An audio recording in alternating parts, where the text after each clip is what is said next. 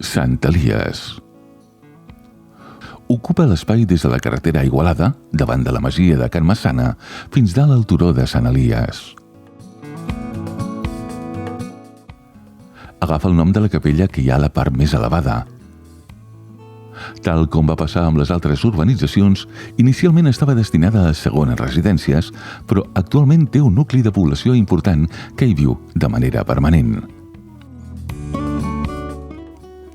La capella surt esmentada en documents al 1301, però ha sofert nombroses transformacions que fan que no en quedi gairebé res de l'estructura original.